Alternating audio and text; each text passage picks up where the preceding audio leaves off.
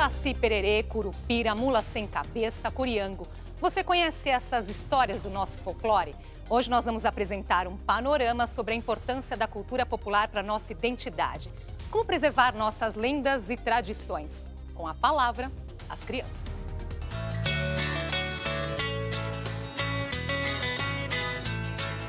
Ele era o boi mais bonito e ele tinha uma coisa que nenhum outro boi sabia fazer.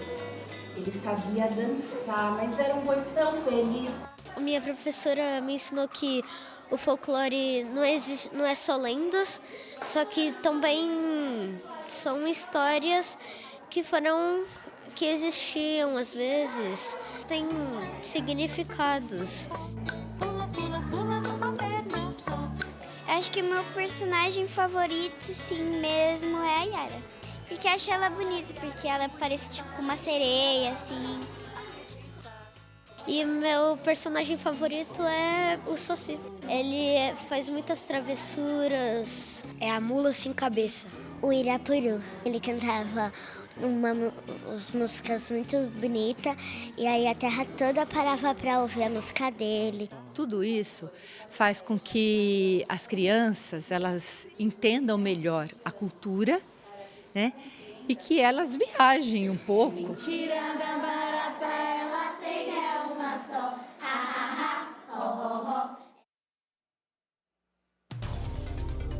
Hoje nós recebemos a escritora e jornalista Januária Cristina Alves, pesquisadora de cultura popular brasileira, o ator José Eduardo Renault, Ludovico, do Quintal da Cultura, e o também ator Jonathan Faria, o Osório, do Quintal. E você também pode participar dessa nossa conversa com as suas perguntas e comentários, pode ser pelo Facebook, também pelo Twitter, com a hashtag Panorama TV Cultura. Obrigada pela presença hoje aqui com a gente. Muito obrigada pelo convite, é uma alegria estar aqui para celebrar o Dia do Folclore, Exatamente. Folclore, Januária, você estuda isso há muitos anos, né? Quando falamos folclore, onde é que ele se encaixa nesse universo tão amplo que é a cultura popular? Pois é, eu costumo dizer que o folclore está em cada um de nós, né? Quem é que nunca ouviu uma história, né, de Mula Sem Cabeça, de Saci, quando era criança? Então, eu costumo dizer que quando a gente pensa em folclore, a gente já sorri porque traz boas lembranças e traz uma conexão. Quando você falou que é uma necessidade de resgatar a identidade, é isso mesmo, traz uma conexão com quem nós somos, né? O folclore tem a ver com o nosso povo, com as nossas tradições. E num mundo extremamente globalizado que a gente vive, a gente precisa se encontrar um pouco, se conectar com aquilo que é só nosso, né? Que é o nosso diferencial. Então, eu acho que no momento que a gente vive, é extremamente necessário que a gente se reencontre com as nossas raízes. É o que vocês têm feito aí, né, ao longo do Quintal, especialmente agora na Semana do Folclore. Eu estava doida para trazer vocês aqui para contarem para a gente essa experiência. Vocês gravaram 5 episódios, né, de 5 lendas do folclore. Imagino que tenha sido, assim, bem difícil escolher entre tantas possibilidades, não é? A escolha chegou para a gente pronta, a gente não auxiliou na escolha. A Beth, que é a nossa diretora, disse que realmente eles tiveram as pesquisas para escolher quais eram os temas mais viáveis para se produzir, né? Porque não é fácil produzir para a TV. E aí foram escolhidas 5, né? Uma para cada dia, de segunda a sexta-feira. E foi muito bacana ver o Quintal transformado nessas histórias, né? Um trabalho de equipe bacana, assim, de cenografia, figurino, maquiagem. Que a gente trabalha bastante com histórias de folclore, lendas, há muito tempo no Quintal. Já tem 7 anos de Quintal, então foram 7 anos já. 7 anos, já perdeu o primeiro dentinho já. Então, só que essa semana foi diferente, foram episódios especiais no sentido de que, para nós, a gente não estamos de personagens Ludovico, Doroteia, Osório. A gente tirou, só agora a gente tirou o figurino, sim, digamos, fazendo outros personagens. Então, é diferente para a gente nesse sentido. A produção é maior do acabamento, né? Exatamente. A curiosidade está aumentando, mas antes eu vou fazer aqui a nossa enquete de hoje. Vamos ver. Você conhece as principais lendas do folclore brasileiro? Sim ou não? Vamos ver aí o que as pessoas dizem. Aproveitar para ver um trechinho de um dos episódios do Quintal da Cultura. Opa. Chama então a Lenda da Mandioca. Vamos ver.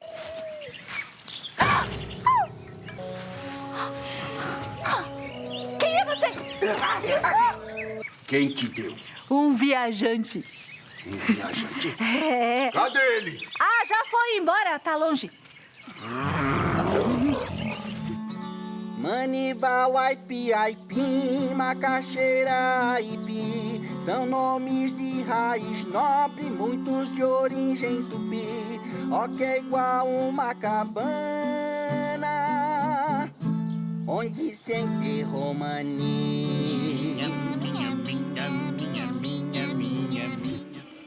Olha, parabéns, lindíssima a produção, figurino, maquiagem, tudo mais, cenário, né, cenografia. A equipe incrível que está aqui também, parte dela, a direção da Beth Rodrigues. O que vocês aprenderam durante esse processo? Imagino que muita coisa.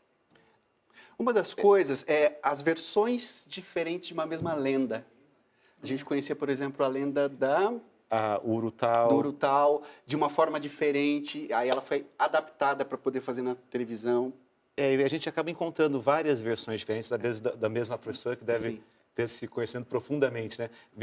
O mesmo personagem com várias versões diferentes. Então a gente acaba vendo outras versões. E aconteceu nessa semana também, a gente conheceu outras versões com outros Uma enfoques. mesma lenda com diferentes olhares. Diferentes olhares, Como é que se dá isso em Januária? Essa Imagina como que é cada um que conta, acrescenta algo, como que é isso? Essa é a beleza e o encanto, né, das lendas, das histórias de tradição oral.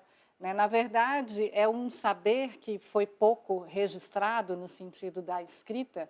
Ele passou exatamente oralmente, né, de ouvido em ouvido, de boca em boca. E isso faz com que ele tenha se espalhado, talvez com muito mais velocidade do que se fossem registros escritos, e dá essa beleza, quer dizer, cada um que conta um ponto aumenta, né? Conta um conto, aumenta um ponto. E isso faz com que você se aproprie também da história e dê um significado. E isso faz também com que qualquer pessoa entenda e consiga recontar essas lendas. Então, aí eu acho que está a beleza mesmo. Qualquer né? pessoa possa recontar, qualquer pessoa possa virar folclore, não sei se é assim que podemos colocar, de certa forma assim, no sentido de que é o tempo que vai dizer se algo vai virar folclore. Então, um personagem, alguém que a gente conhece, lá para frente, né, virar algo folclore. Há personagens que a gente encontra registros em jornais e suas aventuras foram tão contadas, recontadas e aumentadas que a pessoa virou um personagem do A pessoa do existiu de folclore. fato. De verdade. No livro há vários casos. Eu tive um professor de folclore muito querido chamado Clóvis Garcia. Sim. E o professor Clóvis contou muitas histórias de folclore, mas ele dizia também sobre os folclores que nascem do dia a dia, às vezes. Ele dava o exemplo de, às vezes tem um pai, um avô na família que ninguém nunca... Quem está vivo não conhece, mas conta-se tantas histórias e elas foram aumentando, foram passando de pessoa a pessoa, foram aumentando, que às vezes uma figura dessa é folclórica. Então, tem outros... Não é o folclore, não é só os personagens clássicos do folclore que a gente diz, né? O termo folclore, inclusive, vem sendo usado de muitas maneiras. A gente encontra pejorativamente, no sentido de que isso é mentira, né? E o folclore no sentido de fantástico, né? É uma coisa que aconteceu de uma maneira tão inusitada que mereceu ser passada adiante e virou folclore, né? Então isso é muito por isso que eu acho que é um tema que está em movimento, né? A gente conta e reconta. É vivo, né? Andresa, você perguntou o que a gente aprendeu fazendo os episódios. Antes da gente ver hoje, eu coloquei no meu Instagram uma pergunta para os pais. Qual a importância do folclore para as crianças? E eles também aprendem. Um deles colocou assim, o Romário Borges: o folclore tem uma importância estupenda para a educação das crianças. Por exemplo, no episódio de hoje, achei muito lindo como Deus foi descrito na religião indígena, como Tupã, que para nós cristãos é chamado de Deus. É importantíssimo saber que Deus tem outras denominações. Olha só. Então, assim, o aprendizado é amplo. Eu coloquei isso justamente para ver o que os pais acham. Né? E tem muitos aqui, bem legal, assim. A forma, inclusive o veículo televisão e o Quintal da Cultura, através dos livros, adaptando o quanto a gente abrange, né? E isso é bom. A gente fica contente porque tem professores que falam com a gente por rede social ou até dizendo: eu uso o Quintal como uma referência, eu consigo recolher daqui material. Então, digamos que a gente se sente um pouco parte do boca a boca. Sim. Não, né, não é uma cultura oficial, mas a gente tem que se sentir parte do boca a boca. Então, a gente fala do folclore, só que ele também vai se alterando. Não é uma pedra morta, né? É uma arte que é viva, que vai se transformar em conjunto. Agora, não dá para falar de folclore sem citar aqui, sem falar de Câmara Cascudo, não é verdade? Sim. Então, Januária, ele costumava dizer que nem tudo que é popular é folclore. O que isso significa? O folclore, ele tem um peso, uma conotação daquilo que é representativo de um povo, né?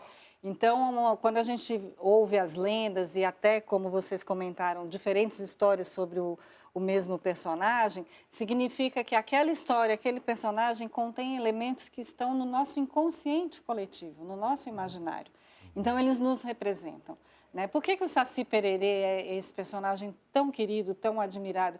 Porque ele é traquino, ele é bagunceiro, ele é alegre. Então, ele representa uma coisa que é do povo brasileiro. E o que você tem aqui, esse livro, né, riquíssimo abecedário de personagens do folclore brasileiro, o que esses personagens têm em comum, no sentido de que são folclóricos? Eles são personagens que, primeiro, que vieram de diferentes regiões, de diferentes culturas, né? Tem os africanos, tem os indígenas, os europeus, e que, vindo para o Brasil, receberam as nossas influências. Então, o jeito como esses personagens são tratados e contados aqui é o jeito brasileiro. Sim. Eles são nossos, né? Vamos aproveitar, então, para colocar mais uma voz na nossa conversa? A atriz Helena Rito, a Doroteia do Quintal da Cultura, tem um recado sobre a importância do folclore para a formação das nossas memórias e referências culturais. Oi, pessoal, aqui é a Helena Rito, a Doroteia do Quintal da Cultura. Doroteia, papapá, isso aqui é força do hábito. Desculpa, eu não consigo não me apresentar e não fazer papapá. Começa mais um vlog da Doro. O folclore é a base da nossa cultura. Então, acho que sem a base a gente não consegue se fortalecer, a gente não consegue andar para frente, a gente não pode esquecer nunca as nossas raízes. Então, acho que o Quintal da Cultura tem essa ligação muito grande com as nossas memórias, com o nosso conteúdo, para que haja assim, um fortalecimento da criança.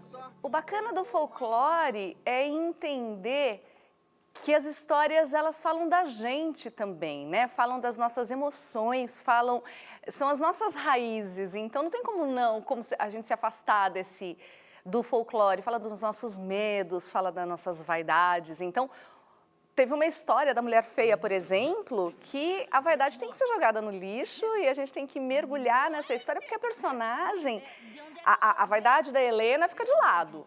O que vem na frente é a força dessa personagem, da mulher feia, que não tem consciência nenhuma, e isso é incrível, que ela é fora do padrão, talvez, isso é maravilhoso. É uma mulher que eu não conhecia e admirável, a mulher feia.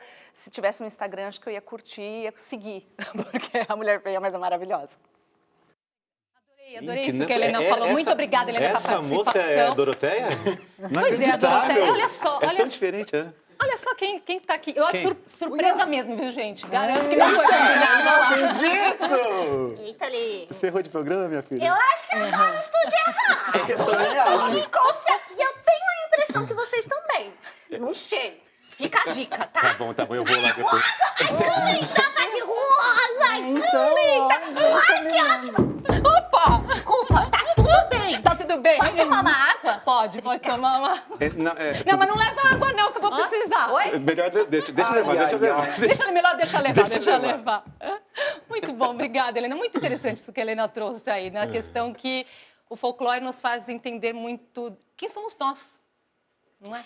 Fala por imagens maiores, mas fala de coisas profundas, né? Parece que ele toca de uma maneira mais abrangente a questões que refletem lá dentro. Daí a razão pela qual essas histórias não morrem. Elas estão aí, né? A gente tem personagens no livro que a primeira menção foi feita pelo padre Anchieta quando chegou aqui no Brasil.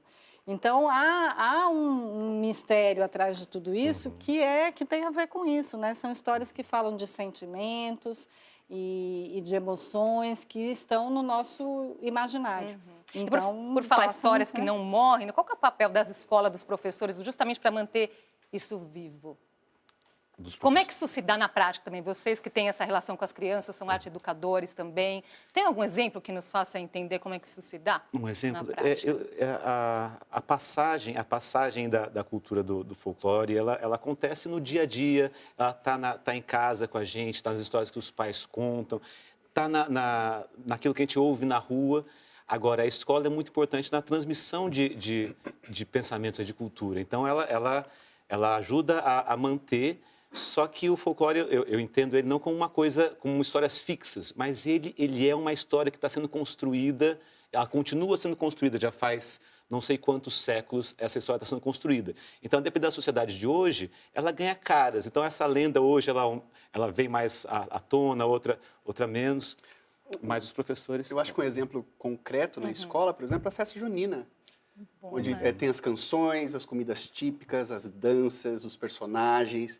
Eu acho que é um exemplo bem concreto de folclore. E as escolas estão pedindo para a gente ajudá-los a resgatar essa coisa mais brasileira, né? Outro dia um professor disse assim, olha, muito obrigada por esse livro, por você me ajudar a tirar o Halloween da minha escola e botar o dia do Saci. Não que não seja para não conhecer o Halloween, sim, mas é importante conhecer tem que valorizar o que e é conhecer, nosso. porque Exato. muitas vezes as crianças não conhecem, é simplesmente porque não foram apresentadas a esses personagens. Então, a escola tem um papel muito importante, né? E quando são apresentadas, é incrível. Elas Nós ficam vimos ali na encantadas. reportagem, de fato, que elas ficam encantadas, todas ali citando seus personagens preferidos. Nós vamos precisar fazer uma pausinha aqui na nossa conversa. A gente volta já.